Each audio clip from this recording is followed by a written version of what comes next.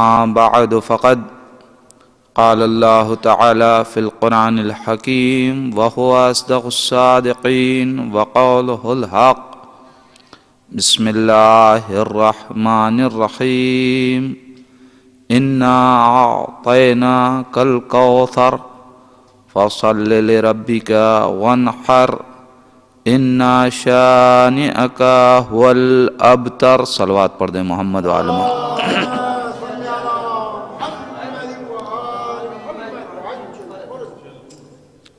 عزیزان ایمان، خدا کا لاکھ لاکھ شکر اور اس کا کرم کہ اس نے ہمیں یہ توفیق عطا کی کہ ہم بی بی سیدہ کا ذکر کر سکیں اور ان کے غم میں آنسو بہا سکیں.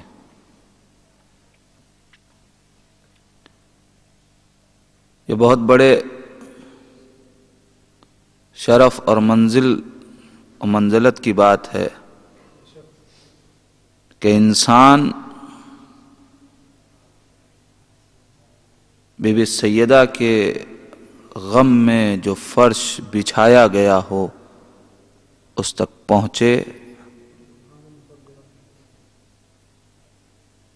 میں اس سے پہلے بھی کہہ چکا ہوں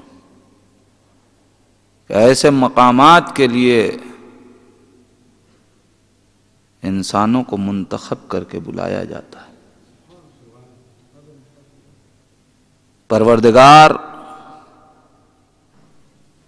تیرا لاکھ لاکھ کرم ہے، اور جہاں خدا کا شکر ادا کیجئے وہیں ساتھ ساتھ اپنے والدین کا شکریہ ادا کیجئے کہ انہوں نے ایسی تربیت کی، ورنہ ہم چاہتے تو اپنے اس وقت کو کسی اور کام میں بھی صرف کر سکتے تھے. کوئی ہمارا ہاتھ پکڑ کر کے مجبور نہیں کر رہا ہے یہاں لانے پہ. ہاں، کوئی محبت ہے جو ہمیں مجبور کر رہی ہے اور کھینچ رہی ہے کہ ہم کہیں اور نہ جا کر کے اس مقام پہ جائیں جہاں ذکر اہل بیت ہو رہا.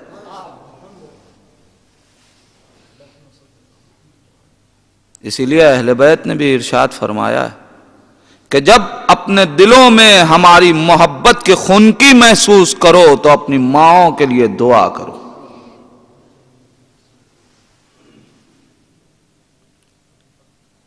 انہوں نے اس قابل بنا دیا. ان کی آغوش تربیت کا یہ نتیجہ ہے کہ انسان ایسے بلند مقام پہ، ایسی منزل کے اوپر حاضری دے رہا. یہ وہ جگہ ہے کہ جہاں آنے کے لیے فرشتے بے چین ہوتے ہیں. آپ روایات سے باخبر ہیں. الحمدللہ ذکر اہل بیت اور مجلسوں کا ایک صدقہ یہ بھی ہے کہ ہم قدروں کو پہچانتے ہیں. ہم جانتے ہیں کہ اسلام میں باقدر چیزیں کیا ہیں. یہ انہی مجلسوں کا صدقہ ہے. ہم فرش اعضا کو جس حد تک پہچانتے ہیں انہی مجلسوں کی بنیاد پہ. اسلام کی اور قدروں کو جو ہم پہچانتے ہیں وہ انہی مجلسوں کی بنیاد کے اوپر.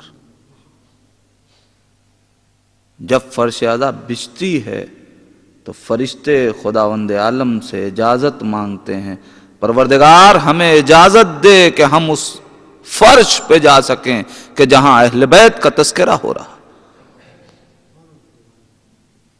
اور یہ بھی روایت موجود ہے کہ جب کچھ فرشتے ان مجلسوں سے واپس جاتے ہیں تو ان کے بالوں پر اور جسم سے ایک ایسی خوشبو نکلتی ہے کہ جس کو سونگھ کے دوسرے فرشتے ان سے پوچھتے ہیں تم کہاں سے آ رہے ہو. دیکھیے روایت کے جملے سن کے آسانی سے گزر جانا، لیکن ذرا ٹھہر کے سوچئے کہاں کی بات ہو رہی ہے. یہ ہمارے اور آپ کے شہر کی بات نہیں ہو رہی ہے، یا ہمارے اور آپ کے ملک کی بات نہیں ہو رہی ہے، یہ جنت الفردوس کا تذکرہ ہے۔ وہاں کی عطر آگین فضا کو کون محسوس کر سکتا ہے؟ انسان اس خوشبو کو، علیکم السلام، اس خوشبو کو محسوس بھی نہیں کر سکتا کہ جو جنت الفردوس میں جانے کے بعد انسان کو حاصل ہونے والی ہے۔ اس جنت میں جانے والے فرشتے کس چیز کی خوشبو محسوس کر رہے ہیں؟ اب جو جنت کی فضا میں خوشبو ہے، اس خوشبو کے اوپر وہ خوشبو بھاری ہو رہی ہے جہاں فرش عزائے اہل بیت ہو۔ آپ ذرا سوچیں تو، ذکر اہل بیت کی مہک ہے، ذکر اہل بیت کی خوشبو ہے۔ ہمارے مشام اور ہمارا قوت شامہ اتنا کمزور ہے کہ ہم اس چیز کو محسوس نہیں کر سکتے، لیکن فرشتے محسوس کر رہے ہیں۔ اے بھائی تم کہاں سے آ رہے ہو؟ تمہارے بدن میں ایک عجیب سی خوشبو محسوس ہو رہی ہے۔ پھر فرشتے آواز دیتے ہیں کہ ذکر اہل بیت چھڑا تھا، ہم مجلس اہل بیت سے ہو کے آ رہے ہیں۔ اے بھائی وہ مجلس ہو رہی ہے؟ نہیں، مجلس ختم ہو گئی۔ تو اب فرشتے آتے ہیں اور آنے کے بعد ان فرش کے اوپر اپنے بالوں پر کو مس کرتے ہیں کہ اس خوشبو کا کچھ اثر ان کے بدن میں حاصل ہو جائے۔ ہمیں چاہیے کہ ہم ان مجلسوں کی عظمتوں سے واقف ہوں۔ کرم ہے پروردگار کا کہ اس نے ہمیں ایسی باعظمت جگہ سے متصل ہونے اور آنے کا شرف بخشا۔ علیکم السلام۔ آپ جس باقدر شخصیت کے ذکر کے لیے بیٹھے،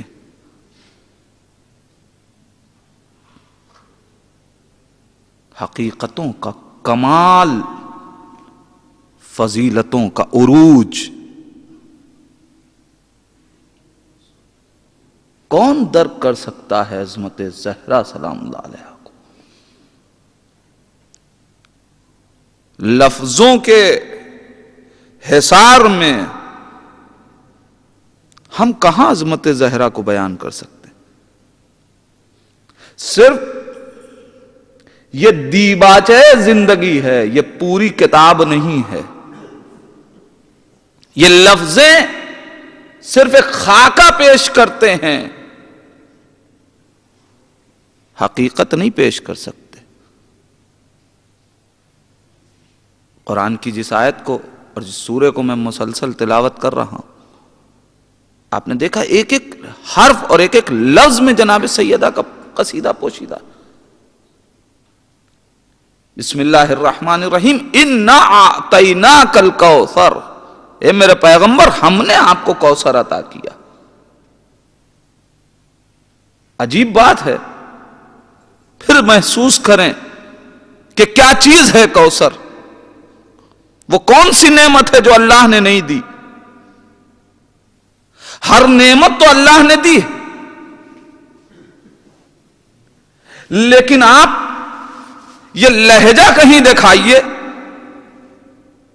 کہ جہاں قدرت اپنے اس نعمت کے اظہار کو اپنے نبی کے اوپر جتا رہی ہو۔ بھئی کوئی بڑی چیز ہو، کسی کو دیا جائے تو نعمت اگر بڑی ہوتی ہے تبھی انسان کہتا ہے۔ ایک صاحب کسی کو قلم دے دیں تو آپ کو کہتے ہوئے نظر نہیں آئیں گے کہ یہ قلم ہم نے فلاں صاحب کو دیا۔ دو صورت ہوتی ہے، ہدیہ چھوٹا ہو، جسے دیا جا رہا ہو وہ بزرگ ہو، تب انسان کہتا ہے ہمیں شرف ملا کہ ہم نے ان کو کچھ ہدیہ کیا۔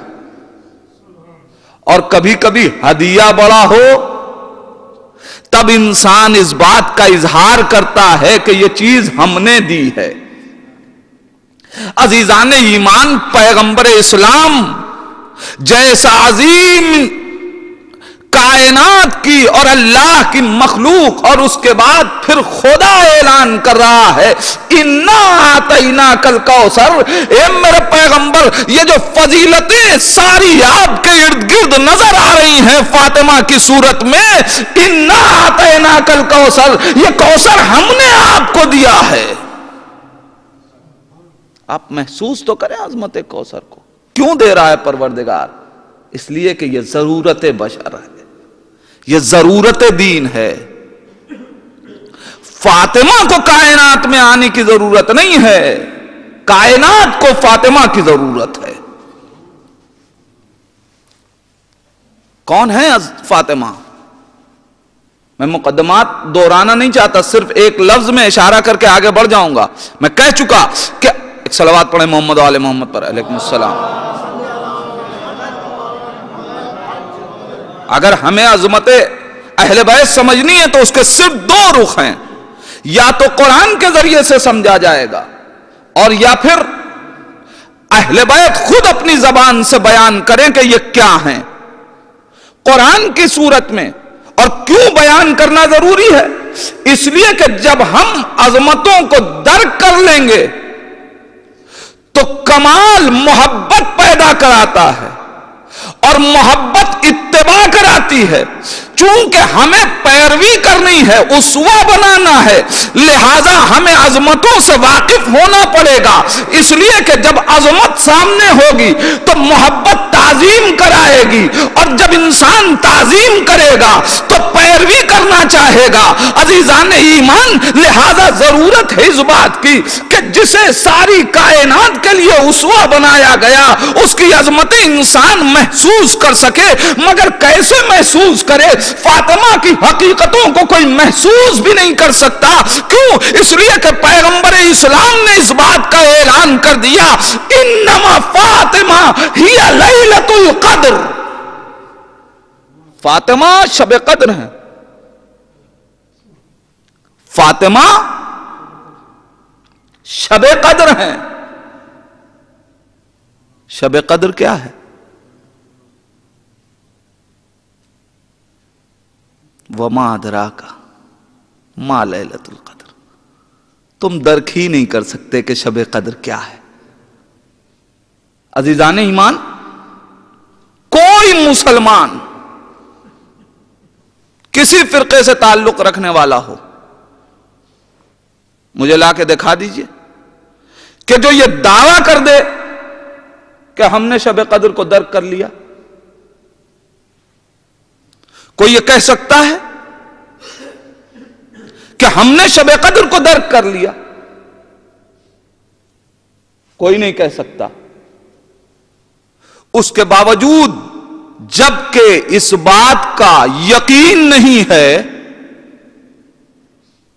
کہ ہم شب قدر کو درک کر سکتے ہیں، اس کے باوجود شب قدر اتنی باعظمت رات ہے کہ جس کے لیے اگر یہ ذہن میں تصور بھی پیدا ہو گیا کہ یہ کتنی باعظمت رات ہے، تو پورا عالم اسلام اس کو حاصل کرنے کے لیے تگ و دو کر رہا ہے، محنتیں کر رہا ہے۔ آپ دیکھیے کوئی فرقہ اٹھا کے، ہر فرقے میں شب قدر کا تصور پایا جاتا ہے۔ یہ الگ بات ہے کہ تاریخوں میں اختلاف ہے، کوئی 27 رجب کو شب قدر کہتا ہے، کوئی 27 ماہ مبارک کو شب قدر کہتا ہے، کوئی 18 سے 23 شب قدر مانتا ہے۔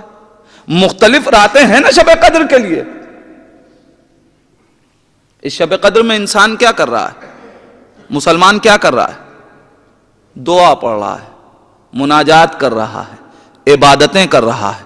پوچھئے کیوں جاگ رہے ہو، کیوں عبادت کر رہے ہو، کیوں مناجات کر رہے ہو؟ سارا عالم اسلام ایک ہی جواب دے گا، ہم یہ چاہتے ہیں کہ ہمیں ہم شب قدر کو درک کر لیں، ہم شب قدر کو حاصل کر لیں، اس لیے ساری رات جاگ رہے ہیں تاکہ ہمیں شب قدر کی عظمتیں مل جائیں۔ زندگی میں ایک بار صحیح ہمیں شب قدر حاصل ہو جائے، لہذا ہر تاریخ پہ انسان پوری پوری رات عبادتوں میں گزار رہا ہے، پوری پوری رات مناجات میں گزار رہا ہے، صرف اس لیے کہ ہمیں شب قدر حاصل ہو جائے، ہمیں لیلۃ القدر کی منزلت حاصل ہو جائے، ہم لیلۃ القدر کو درک کر سکیں۔ عزیزان ایمان، یقین نہ ہونے کے باوجود چونکہ مختلف راتوں کو بیان کر دیا گیا کہ یہ شب قدر ہے، تو ہر رات مسلمان جاگ رہا ہے کہ ہمیں شب قدر حاصل ہو جائے، ہمیں شب قدر حاصل ہو جائے۔ بھئی کون بتائے گا کہ شب قدر کیا ہے؟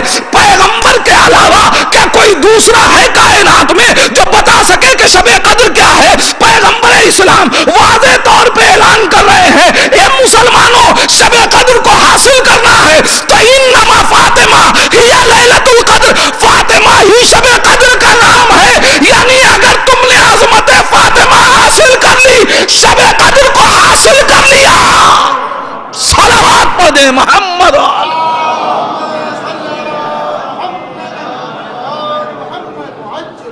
تم سرگردان ہو، ڈھونڈ رہے ہو، کوشش میں لگے ہو کہ شب قدر کو حاصل کر لو۔ ہم تو اعلان کر رہے ہیں کہ فاطمہ شب قدر ہے، حاصل کرنا ہے تو فاطمہ کی عظمتوں کو حاصل کر لو، شب قدر کو ہو جائے گی۔ شب قدر کو حاصل کر لو گے۔ کیا ہے شب قدر؟ وما ادراک ما لیلۃ القدر۔ تم شب قدر کو درک ہی نہیں کر سکتے۔ پروردگار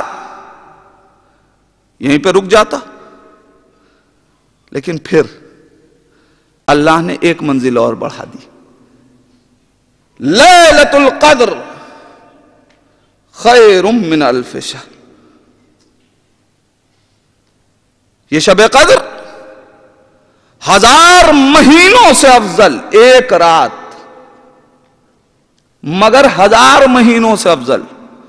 پالنے والے، جب تو کہہ چکا کہ تم شب قدر کو درک نہیں کر سکتے، تو اب یہ پھر بعد میں کیوں بتا دیا کہ یہ 1000 مہینوں سے افضل رات ہے؟ اگر ہم یہ کہہ دیں کہ بھائی آپ اس چیز کی عظمت کو نہیں سمجھ سکتے، اس کی عظمت قرآن کے برابر ہے، تو آپ نے قرآن تو سمجھ لیا نا، تو پھر اس کی عظمت بھی سمجھ میں آ گئی۔ اللہ تو کہہ رہا ہے کہ وما ادراک ما لیلۃ القدر، تم شب قدر کو درک ہی نہیں کر سکتے، تو پھر کیوں کہہ دیا یہ ایک رات 1000 مہینوں سے بہتر؟ کا انسان تو ابھی 1000 راتوں کو کہاں درک کر سکتا ہے؟ میں نے یہ بات اس لیے کہی ہے تاکہ تمہاری عاجزی کے باوجود تم کچھ تو ادراک کی منزلوں میں قدم رکھ سکو، کسی منزل تک تو تم قریب ہو سکو۔ عزیزان ایمان، اب سمجھ میں آیا۔ پیغمبر اسلام فرما رہے ہیں کہ فاطمہ شب قدر ہے اور شب قدر کو سمجھا نہیں جا سکتا۔ اے میرا پیغمبر، جب شب قدر کو نہیں سمجھا جا سکتا تو یہ بار بار عظمت فاطمہ میں حدیث کیوں بیان کر رہے ہیں؟ یہ آپ کیوں کہہ رہے ہیں فاطمہ تو بدتم منی، فاطمہ میرا ٹکڑا ہے؟ یہ آپ کیوں کہہ رہے ہیں فاطمہ تو ام ابیہا، فاطمہ میں اپنے باپ کی ماں ہے؟ یہ آپ کیوں فرما رہے ہیں کہ فاطمہ جنت کی خوشبو کا نام ہے؟ یہ آپ کیوں فرما رہے ہیں کہ فاطمہ جنت کی رونق کا نام ہے؟ یہ بار بار حدیث بی بی سیدہ کے لیے کیوں بیان کر رہے ہیں؟ عجب نہیں نبی آواز دے کہ نادان یہ سچ ہے کہ تم حقیقت فاطمہ کو درک نہیں کر سکتے، میں یہ حدیثیں اس لیے بیان کر رہا ہوں کہ کچھ تو فاطمہ کی عظمتوں سے قریب ہو سکو، کسی منزل تک تو تم فاطمہ کی عظمتوں کا اعتراف کر سکو۔ یہ مختلف حدیثیں نہیں ہیں، یہ بی بی سیدہ کی عظمتوں کا آئینہ ہے پہچاننے کے لیے۔ انما فاطمہ ہی لیلۃ القدر، فاطمہ شب قدر۔ شب قدر کیا ہے؟ انا انزلناہ، جب قرآن کی بات آئی تو اللہ نے کیا کہا؟ ہم نے قرآن کو شب قدر میں نازل کیا۔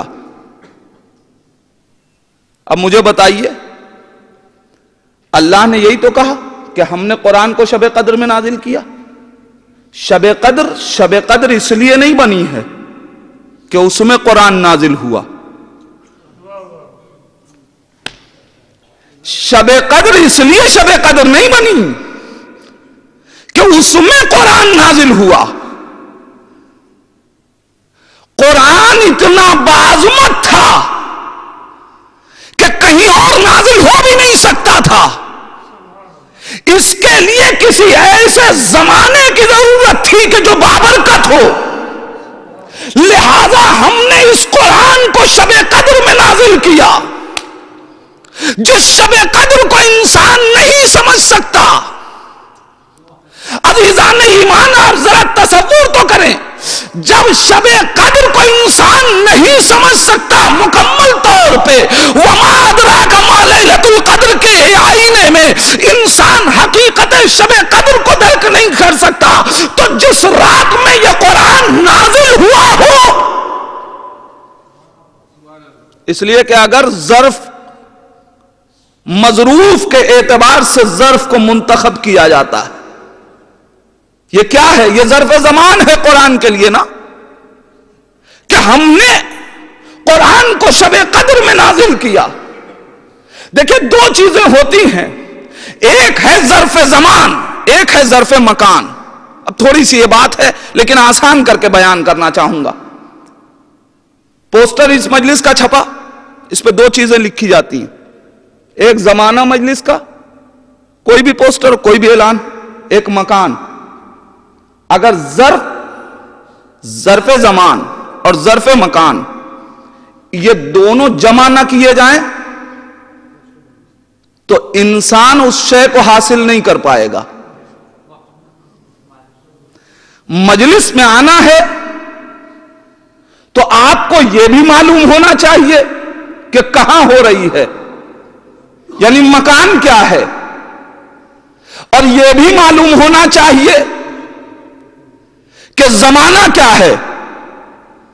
اگر ایک انسان کے لیے اعلان ہوا کہ 5 تاریخ کو رات میں 9 بجے مجلس ہے, اور وہ 9 بجے آئے مگر 6 تاریخ کو آئے, مجلس ملے گی؟ نہیں ملے گی. اور ایک انسان اسی مکان میں پہنچے لیکن 12 بجے پہنچ جائے یا اس سے پہلے پہنچ جائے, مجلس ملے گی؟ نہیں ملے گی. معلوم یہ ہوا کہ زمان اور مکان ان دونوں کا اکٹھا ہونا ضروری ہے. قرآن کا ظرف زمانی تو معلوم ہو گیا کہ قرآن شب قدر میں نازل ہوا, لیکن یہ ظرف مکانی کیا ہے؟ یہ قرآن کس مکان میں نازل ہوا؟ اگر عالم اسلام صرف زمانے کو ڈھونڈتا رہے گا تو قرآن کو حاصل نہ کر پائے گا. اگر کوئی صرف مکان کو ڈھونڈتا رہے گا تو حاصل نہیں کر پائے گا. لہذا ضرورت ہے اس بات کی کہ انسان زمانے کو بھی جانتا ہو, مکان کو بھی جانتا ہو, تبھی قرآن کی حقیقتیں سمجھ پائے گا. قرآن کے زمانے کا نام ہے شب قدر, مکان کا نام ہے در اہل بیت. صلوات بر محمد.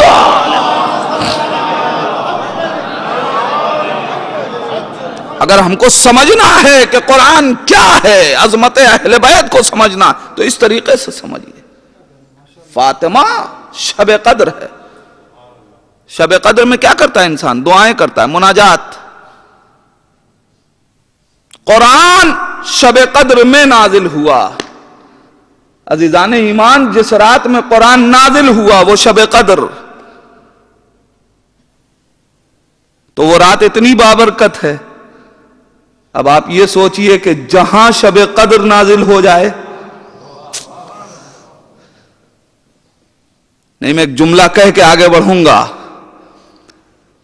شب قدر میں قرآن نازل ہوا, قرآن کا ظرف شب قدر قرار پایا. پہچانے عظمت شب قدر کو کہ شب قدر کی اتنی منزلت کہ اللہ نے جب قرآن جیسی بابرکت کتاب کو نازل کرنا چاہا تو شب قدر کا انتخاب کیا, شب قدر کو منتخب کیا. اب عظمت خدیجہ پہ سلام کریں, بھائی جس رات کو منتخب کیا جائے قرآن جیسی کتاب کو نازل کرنے کے لیے اسے شب قدر کہتے ہیں، اور جس ظرف کو شب قدر کے لیے منتخب کیا جائے اسے خدیجہ کہتے ہیں۔ صلوات بر محمد۔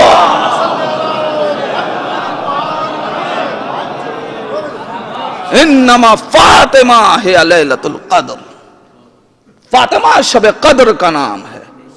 نہ انسان شب قدر کو درک کر سکتا ہے حقیقتوں کو، اور نہ پھر انسان سیدہ کی عظمتوں کو۔ یہ حدیثیں نہیں ہیں۔ کیوں اتنی فضیلتیں اہل بیت کی؟ کیوں اتنے کمالات اہل بیت کے؟ کیوں اتنی محبت رسول کر رہے ہیں اہل بیت سے؟ کیا بیٹی ہونے کی حیثیت سے؟ نواسا ہونے کی حیثیت سے؟ آپ خود بتائیں، عالم اسلام بتائے کس حیثیت سے نبی احترام کر رہے ہیں اگر سیدہ کا، تو کس حیثیت سے؟ اگر محبت کر رہے ہیں بی بی سیدہ سے تو کس بنیاد پہ؟ بیٹی ہونے کی حیثیت سے؟ عزیزان ایمان ہیں جن کے لیے قرآن پہچنوا رہا ہے کہ یاد رکھنا، نبی اگر کسی سے محبت کرتا ہے تو وہ بھی اللہ کے لیے، اور اگر کسی سے نفرت کرتا ہے تو وہ بھی اللہ کے لیے۔ نہ تو اس کی محبت میں اس کی اپنی دلی خواہشات کا دخل ہوتا ہے، اور نہ تو بغض اور عداوت میں دلی خواہشات کا کوئی دخل ہوتا ہے، بلکہ یہ سارے امور اللہ کے لیے ہوتے ہیں۔ یہ تو عام رسالتوں کا مرحلہ، ورنہ اگر محبت کی بات ہوتی ظاہری طور پہ تو آپ مجھے بتائیے کہ جناب نوح اپنے بیٹے کو کیوں چھوڑ رہے ہیں؟ اے پروردگار یہ میرا اہل ہے، جیسے ہی حکم آ گیا انہو لیس من اہلک، اب اس کے بعد بتائیے کوئی دعا کی ہو، کوئی محبت کا اظہار کیا ہو، کوئی مناجات کی ہو، ذرا دیر کے لیے نو گڑگڑائے ہو، نہیں پتہ یہ چلا کہ اگر اہلیت نہ پائی جائے تو پھر نبوت محبت نہیں کیا کرتی ہے، اگر اہلیت نہ پائی جائے تو پھر عشق نہیں برتا جاتا، اگر اہلیت نہ پائی جائے تو تعظیم نہیں ہوا کرتی ہے۔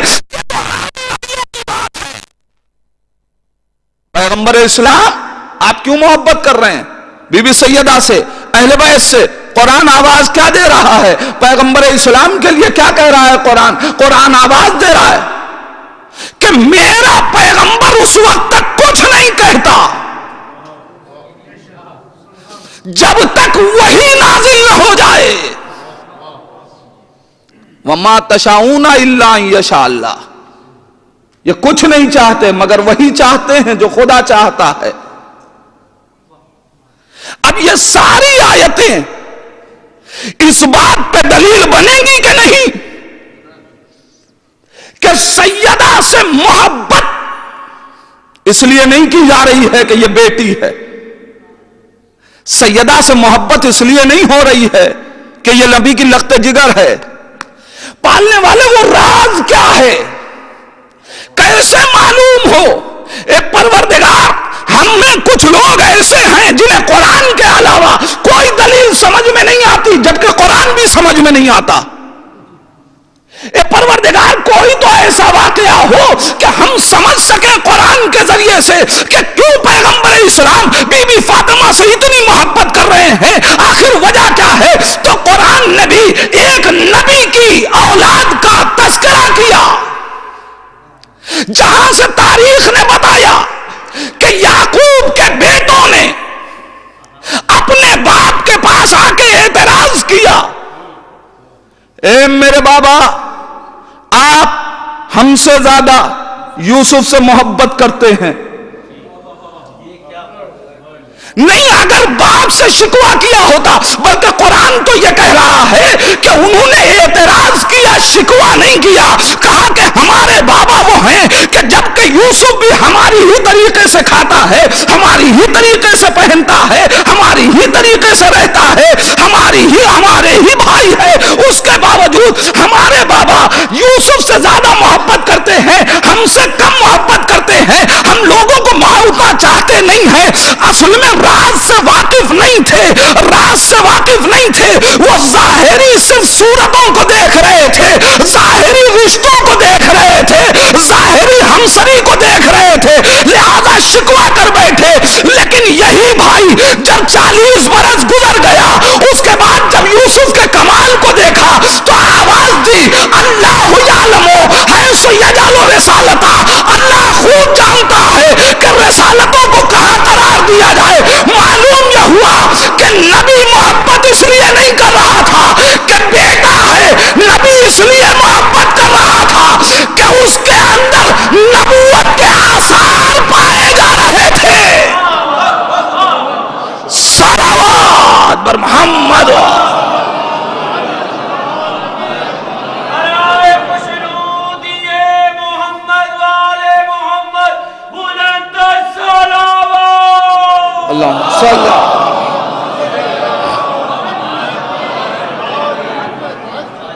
چونکہ جناب یوسف میں آثار نبوت پائے جا رہے تھے، لہذا یعقوب یوسف سے محبت کر رہے تھے. عزیزان ایمان، قرآن نے یہ واقعہ رکھ کے خود بتا دیا کہ نبوتیں اگر کسی سے محبت کرتی ہیں تو کسی نہ کسی راز کے تحت. یہ الگ بات ہے کہ انسان اس راز کو نہ سمجھ سکے، زمانہ گزرنے کے بعد راز سے خوب واقف ہو جائے گا. اور اسی لیے بعض لوگوں نے شکوہ کیا ہے. میں ایک واقعہ بیچ میں آ گئی یہ بات تو عرض کر دوں. پیغمبر اسلام اپنے دونوں نواسوں کو اپنی آغوش میں بیٹھائے ہوئے ہیں اور پیار کر رہے ہیں. آپ خوب جانتے ہیں، لہجے سے پہچان لیں گے. ایک خاتون نے آ کے نبی سے کہا، یا رسول اللہ، آپ ان دونوں سے اتنی محبت کیوں کرتے ہیں؟ مجھے آپ بتائیے، اگر نانا، اگر صرف مادی ظاہری رشتہ بھی دیکھا جائے، اگر نانا اپنے نواسوں سے محبت کرے تو یہ اعتراض کا سبب ہے، یا محبت نہ کرے تو اعتراض ہے؟ میں کیا کہہ رہا ہوں عزیزان ایمان. بھئی اگر ایک صلوات پڑھیں محمد و آل محمد پر.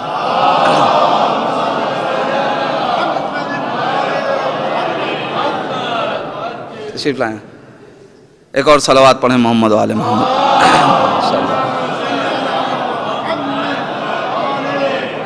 اجازت.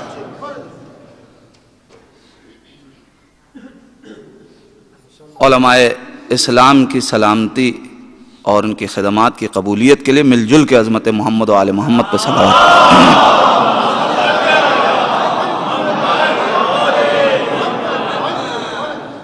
یہ میرے لیے خوش قسمتی ہے کہ مولانا تشریف لائے اور اس سے ہماری تائید بھی ہوگی اور ہماری اصلاح بھی ہوگی انشاءاللہ. ایک صلوات پڑھیں محمد و آل محمد پر.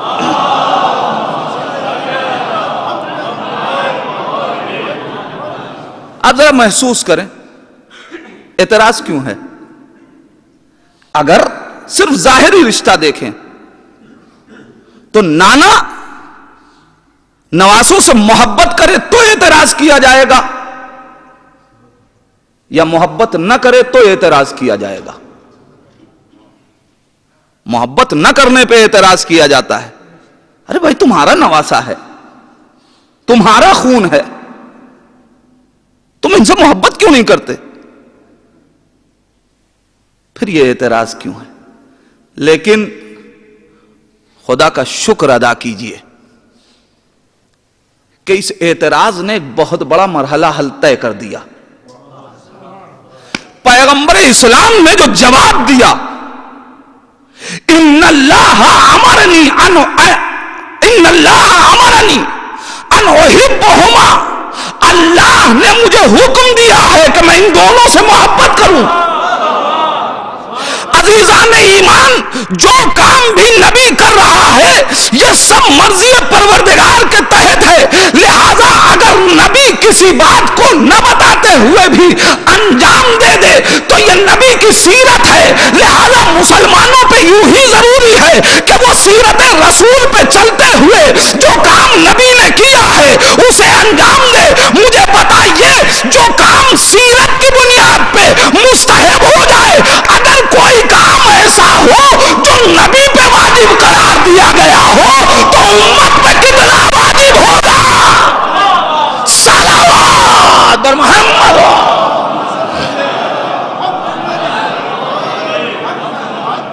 لیکن یہ ساری محبتیں کس لیے ہیں؟ کیوں نبی احترام کر رہے ہیں؟ کیوں محبتیں ہو رہی ہیں؟ اس لیے کہ اس کے اندر وہ کمال پایا جاتا ہے کہ محبت کی جائے.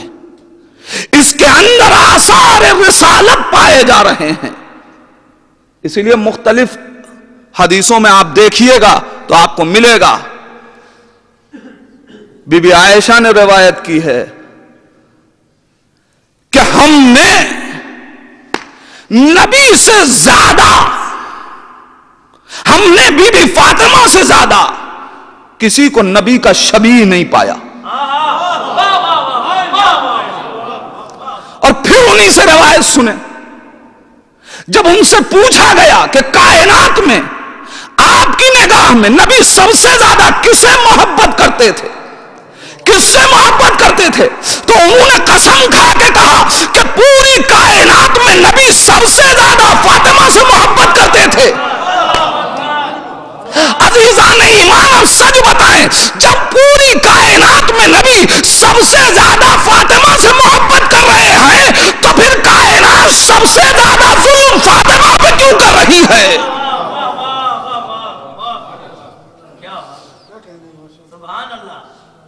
کس لیے نبی محبت کر رہے ہیں؟ بیٹی ہونے کی حیثیت سے نہیں، چونکہ یہ نمونہ ہے، یہ اسوہ کائنات ہے، اس کے پاس وہ فضیلتیں ہیں کہ کائنات میں کسی بیوی کے پاس نہیں. جو کرامتیں سیدہ کو عطا کی ہیں پروردگار نے، وہ کائنات میں کسی کو عطا نہیں کی. تو اب جب سیدہ کی ذات اسوہ ہے تو ہمیں چاہیے کہ ہم پہلے پہچانیں، اس لیے کہ اگر پہچانے نہیں تو عمل نہیں کر سکتے. عمل کے لیے شناخت ضروری ہے. اگر علم نہ ہو تو انسان عمل نہیں کر سکتا. ہو سکتا ہے کہ بعض لوگوں کو اہل بیت کی عظمتوں کا علم ہو مگر عمل نہ کریں تو وہاں سزا دوہری ہو جائے گی. لیکن یہ ہو ہی نہیں سکتا کہ جاہل ہو. عزیزان ایمان، یہی وجہ ہے، صرف علم ہی کافی نہیں ہے، حقیقی علم.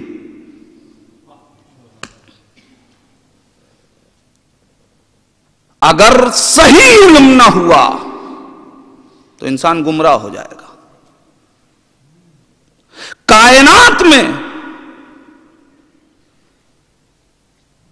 چونکہ بی بی سیدہ کے سلسلے میں ذکر ہے، لہذا مجھے اپنے استاد کا ایک جملہ یاد آیا، میں یہاں پہ اس کو ذکر کروں.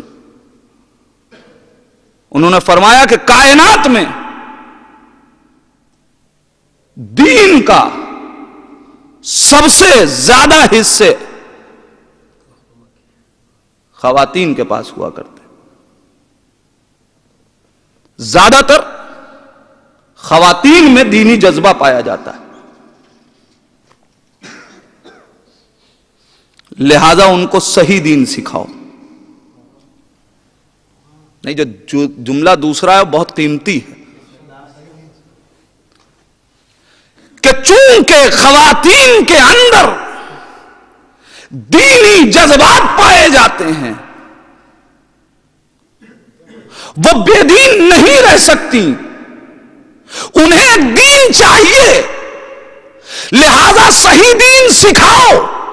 اگر صحیح دین نہیں سکھایا تو وہ خود اپنا ایک دین بنا لیتی ہیں، وہ اپنا ایک دین بنا لیتی ہیں، اپنی ایک شریعت بنا لیتی ہیں۔ اور چونکہ مردوں کی سب سے پہلی تربیت گاہ یہی ماں کی آغوش ہوا کرتی ہے، تو اگر چاہتے ہو کہ معاشرہ صحیح دین کی طرف جائے تو عورتوں کو صحیح دین سکھا دو، ورنہ جس کو انہوں نے دین سمجھا ہے وہی اولاد میں منتقل کر دیں گی۔ ہمیں چاہیے کہ ہم صحیح اسوے کو پہچانیں۔ صرف بی بی سیدہ نام کا جان لینا کافی نہیں ہے، معرفت شخصیتوں کی ہونی چاہیے۔ کون سے وہ جوہر ہیں کہ جو سیرت کے طور پہ بی بی سیدہ نے دیے؟ اب اس بی بی کی اگر سیرت طیبہ کو دیکھنا چاہیے گا تو اس کے 3 رخ بنیں گے۔ ایک بی بی کی وہ سیرت ہے کہ جو پیغمبر اسلام، جو ہجرت سے پہلے کی سیرت ہے۔ دوسری سیرت وہ ہے کہ جو آپ کے ازدواج سے لے کے پیغمبر اسلام کی شہادت تک کی سیرت ہے، اور ایک بڑی حماسی سیرت جسے کہا جائے، جو پوری سیرتوں کو اپنے اندر سمو کے کائنات کے حوالے جسے جناب سیدہ نے کر دیا، وہ پیغمبر اسلام کے بعد کی سیرت ہے۔ وہ 75 دن یا 95 دن یا روایت کے اعتبار سے 6 مہینے کی، مجھے اس سے سروکار نہیں ہے ابھی، صرف بات اتنی ہے کہ بی بی سیدہ کی 3 سیرتیں۔ اب آج پہلی سیرت کے رخ پہ گفتگو تھوڑی دیر کرنا چاہتا ہوں۔ بی بی سیدہ کی سب سے پہلی سیرت جو تاریخ کے آئینے میں اجاگر ہوئی وہ کیا ہے؟ جس وقت بی بی خدیجہ نے پیغمبر اسلام کے ساتھ اپنی ازدواجی زندگی کا آغاز کیا، سب نے جناب خدیجہ کو چھوڑ دیا۔ قریش کی عورتوں نے جناب سیدہ کو چھوڑ دیا۔ عمرو بن ہشام سے یہ روایت ہے جس کو جناب شیخ صدوق علیہ الرحمہ نے تحریر فرمایا۔ اب بی بی خدیجہ کے پاس رسول کی امانت ایسے عالم میں خواتین کو دوسری خواتین کی ضرورت پڑا کرتی ہے،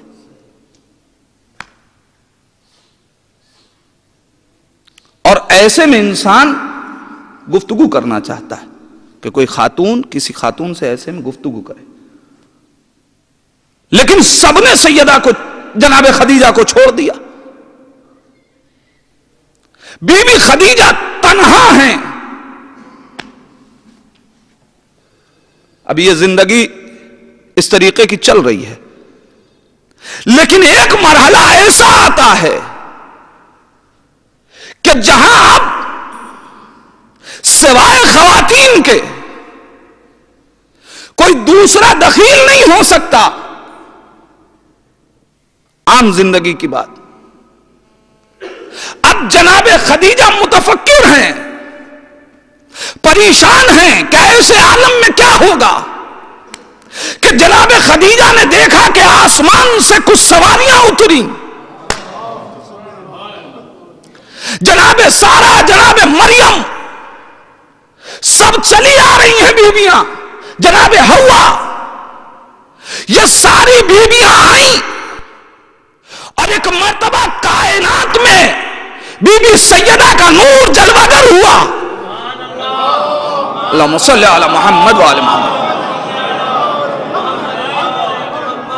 لیکن عزیزان ایمان، جناب خدیجہ پریشان ہیں، خواتین نہیں آ رہی ہیں.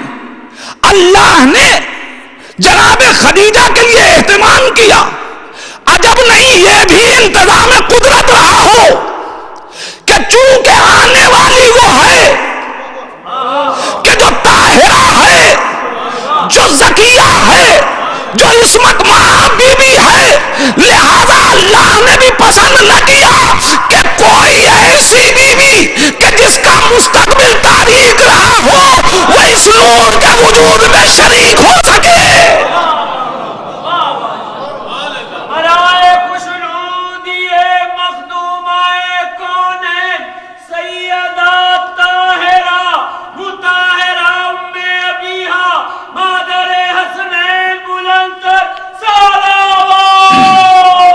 اللہم صلی علی محمد وآل محمد.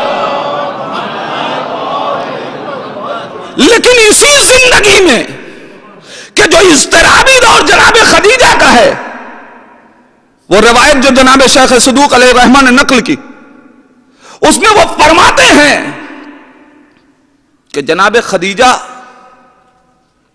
اس نور سے کہ جو امانت رسالت ہے اس سے گفتگو کر رہی ہیں. ایک دن نبی پہنچے، جناب خدیجہ کی آواز سنی، کسی سے کلام کر رہی ہیں. نبی نے دیکھا حجرے میں کوئی نہیں، پوچھا خدیجہ کس سے کلام کر رہی تھی؟ کہا یا رسول اللہ یہ جو نور میرے شکم میں ہے، جب میں تنہا عالم اضطراب میں ہوتی ہوں تو یہ نور مجھ سے کلام کرتا ہے. عزیزان ایمان، روایت ختم ہو گئی. یہ نور کلام کرتا ہے اور پیغمبر اسلام نے اس کے بعد بشارت دی کہ اسی سے میری نسل چلے گی. یہ ساری منزلیں اپنی جگہ، مگر جہاں سے مجھے سیرت سیدہ پیش کرنی ہے، بی بی سیدہ نے کیا سیرت پیش کی؟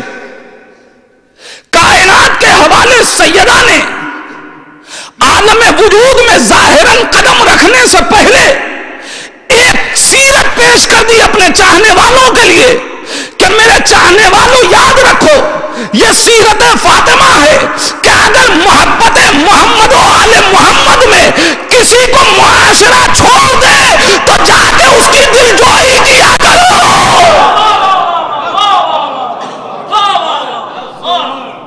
ایسا نہ ہو کہ اگر معاشرہ اسے چھوڑ رہا ہے، اگر معاشرہ اسے ترک کر رہا ہے تو تم بھی نہ جاؤ. نہیں، چونکہ ہماری محبت میں ترک کیا گیا ہے لہذا میں تمہیں سیرت دے رہی ہوں کہ جاؤ اور جا کے اس سے گفتگو کرو، اس کی دلجوئی کرو. یہ جناب سیدہ کی سیرت ہے، سب سے پہلی سیرت جو کائنات کے حوالے بی بی نے کر دی. اب جناب سیدہ کون؟ ملیکۃ العرب کی بیٹی، کہاں زندگی گزار رہی ہے؟ ایک عام انسان سے بتا دیجئے کہ کائنات میں اس کی بیٹی آئی ہے جس کو ملیکۃ العرب کا خطاب ملا ہے. اور پھر پوچھئے کہ اس کی پرورش کیسے ہوئی ہوگی؟ کیا بتائے گی دنیا؟ کیا تصور پیش کرے گی؟ کہ ہاں کوئی محل رہا ہوگا، کوئی کمخواب کا بستر رہا ہوگا، کوئی استراحت و آرام کی جگہ رہی ہوگی. ذرا تصور تو کریں. جس بی بی نے اپنی ساری دولت دین کے حوالے کر دی. نہیں، میں ذرا سا قریب کروں آپ کو. آپ خود سوچیں، انسان یہ تو ممکن ہے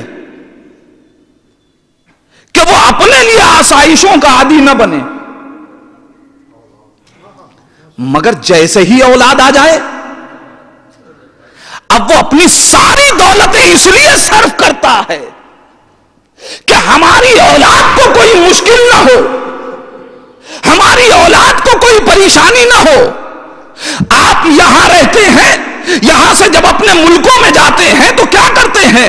یہاں رہنے والے کیوں رہ رہے ہیں؟ بہت سے افراد یہ دوریاں کیوں برداشت کر رہے ہیں؟ جب تک اپنی زندگی تھی اپنے وطن میں رہے، اپنے ملک میں رہے۔ آج کیوں آپ نے وطن کو چھوڑا ہے؟ تاکہ اولاد کی تربیت کرنی ہے، اسے کوئی آرام مل جائے، اسے سکون مل جائے، اس کو چین کی زندگی مل جائے۔ عزیزان ایمان، یہی تو اہل بیت میں اور عام لوگوں میں فرق ہے۔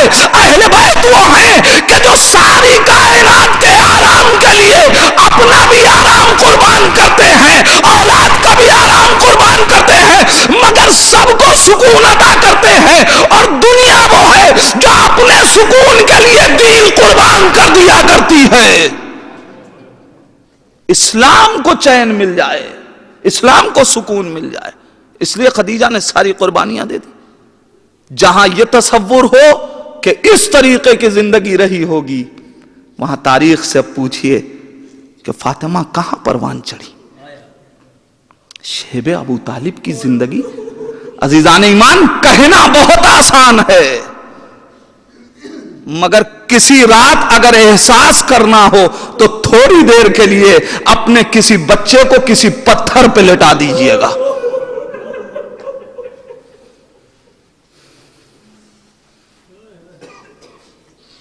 اگر چین مل سکے اور سکون نہ ملے تو پھر سیدہ کو سلام کیجئے گا، جناب خدیجہ کو سلام کیجئے گا، جس نے دین پہنچانے کے لیے اتنی قربانیاں، ساری آسائش و آرام کو سیدہ ترک کر رہی۔ عزیزان ایمان، اب دامن وقت میں بالکل گنجائش نہیں۔ سیرت سیدہ، دین کے لیے قربانی، دین کے لیے ایثار۔ سیدہ نے اپنے لیے کیا کیا؟ اپنے لیے تو سیدہ کو کائنات میں آنے کی بھی ضرورت نہیں تھی۔ سیدہ آئی اسی لیے ہیں کہ ہمارا ہاتھ تھام کے ہمیں اس منزل تک پہنچا دیں۔ جزاکم ربکم۔ آپ نے صرف اتنا سنا کہ پتھر کے اوپر نبی کی بیٹی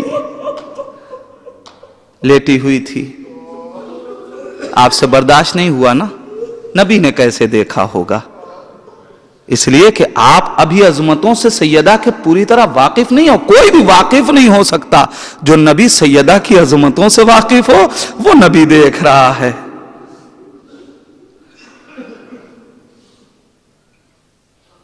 نہیں، میں ایک جملہ کہنا چاہتا ہوں۔ ہاں، نبی نے دیکھا ہوگا، اذیت ضرور ہوئی ہوگی، تاریخوں نے بیان نہیں کیا ہے، لیکن یقیناً نبی کی آنکھیں بھی آپ دیدہ ہوئی ہوں گی سیدہ کو پتھروں پہ لیٹا دیکھ کے۔ مگر ایک جملہ کہنا چاہتا ہوں، یا رسول اللہ، آپ کی یہ 6 مہینے کی بچی پتھر پہ لیٹی ہوئی ہے، لیکن یہ زمین کربلا کی طریقے سے یہ پتھر دھک تو نہیں رہا ہے، یہ پتھر گرم تو نہیں ہو رہا ہے۔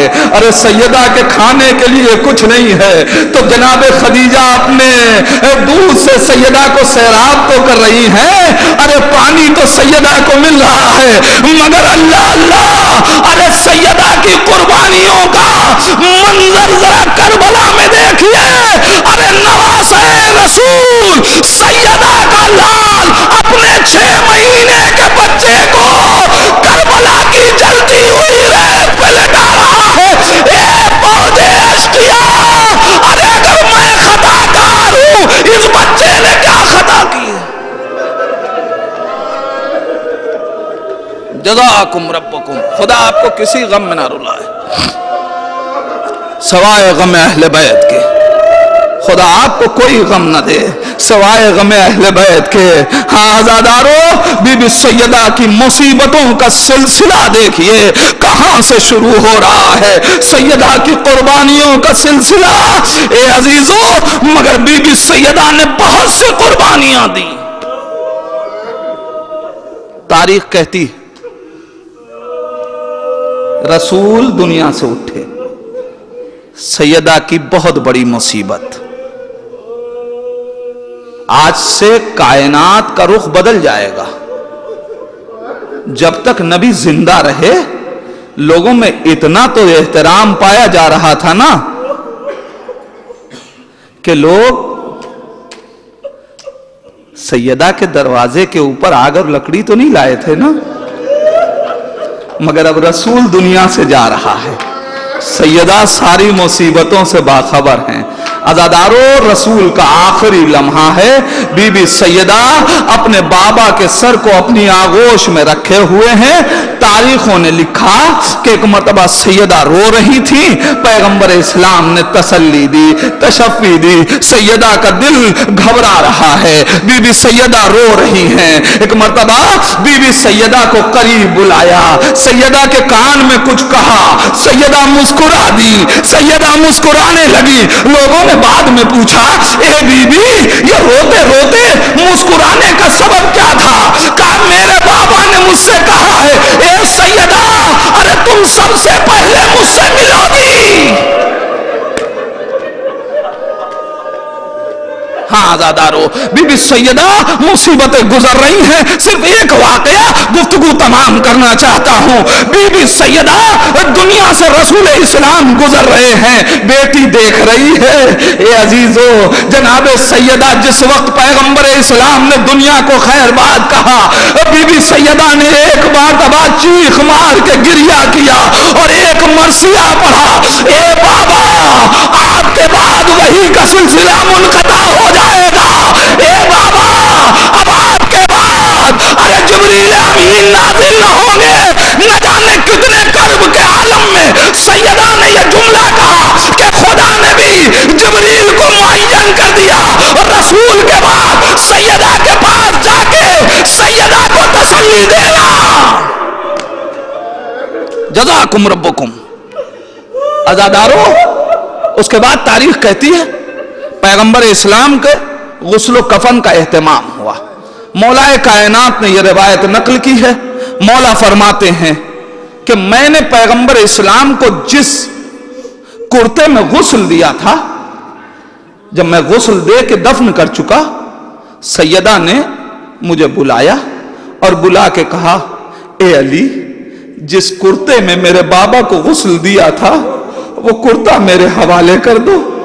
میں وہ کرتا لے کے آیا، سیدہ نے اس کرتے کو دیکھا، استشمام کیا، اپنے چہرے پہ لگا کے ایک مرتبہ سیدہ غش کھا کے گر گئی، سیدہ غش کھا کے گر گئی۔ اے عزادارو، جی چاہتا ہے دستے ادب جوڑ کے بی بی سے کہوں، اے بی بی ارے اس خون پہ کہیں اس کرتے کے اوپر ارے کہیں خون کا دھبا تو نہیں لگا تھا، ارے کسی کے خون کا داغ تو اس پہ نہ تھا، ارے صرف آپ نے کرتے کو دیکھا، غش کھا کے گر گئی۔ اے بی بی ارے آپ کے بابا کی شہادت کے بعد آپ کو آپ کے بابا کا کرتا تو نصیب ہو گیا، مگر اللہ اللہ ارے سکینہ جب شام غریبہ میں آئی، بابا کا لاشا بے گور و کفن بیٹی دیکھ کے فریاد کرتی رہی، اے میرے بابا مجھے تماچے مارے۔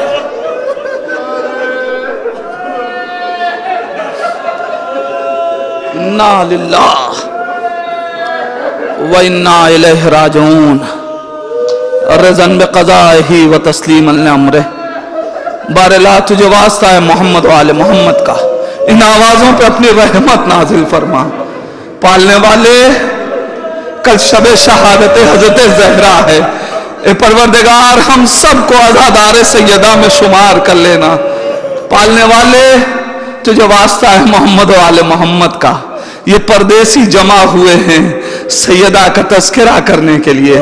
پالنے والے بی بی سیدہ کی مظلومیت کا واسطہ، ان کو تمام تر کی پریشانیوں اور بلاؤں سے محفوظ رکھ، پالنے والے ان کی رزق و روزی میں برکت عنایت فرما، اے پروردگار جو بے روزگار ہیں ان کو رزق و روزی عطا فرما، باراللہ تجھے واسطہ ہے محمد و آل محمد کا، جو بیمار ہیں انہیں شفاء کامل و عاجل عطا فرما، اے پروردگار جو بے اولاد ہیں انہیں اولاد نرینہ عطا فرما، جو صاحبان اولاد ہیں ان کی اولاد کو نیک توفیقات عطا فرما، پالنے والے بی بی سیدہ کا واسطہ جن کے والدین کا سایہ سروں پہ سلامت ہے، پالنے والے انہیں حفظ و امان کے ساتھ طول عمر عطا فرما، باراللہ جن کے والدین کا سایہ اس دنیا سے اٹھ گیا ہے ان کے سروں سے، پالنے والے انہیں جوار معصومین میں جگہ عنایت فرما، پالنے والے بی بی سیدہ کا واسطہ ہم سب کو دین فہمی کی صلاحیت عطا فرما، پالنے والے ہمیں اہل بیت کے لیے عزت کا سبب قرار دینا،